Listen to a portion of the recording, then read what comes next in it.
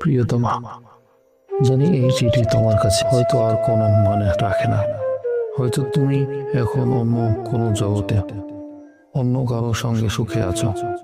তবু কিছু কথা বুকের ভেতর জমে আছে, যা আর চাপা রাখতে পারি না। আমি ভালোবেসেছিলাম নিঃস্বার্থভাবে, কোনো শর্ত ছাড়াই। তোমার এক টুকরো হাসি আমার দিন উজ্জ্বল করে দিত। তোমার চোখে এক তাকাতে পারা ছিল আমার দিনের শ্রেষ্ঠ উপহার। কিন্তু আমি কখনো বুঝিনি এই ভালোবাসার ওজন শুধু আমি বয়ে বেড়াবো, তুমি নয়।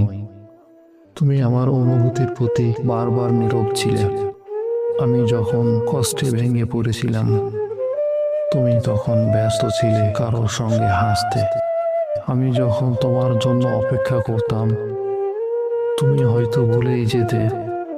আর আমি তো কিছু বলিনি কখনো। ভয় ছিল হারানোর, তোমার অবহেলা আরো বাড়বে।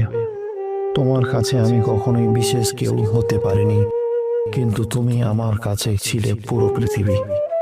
আজ এতদিন পর এই চিঠিতে শুধু এতটুকুই বলতে চাই, ভালোবাসা এখনো রয়ে গেছে, কিন্তু মানুষটা আর তোমার মতো অবহেলা করতে পারবে না।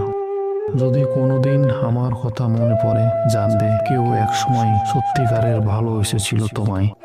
নিঃশব্দে ভালো থেকো প্রিয়তমা, এক অবহেলিত প্রেমিক।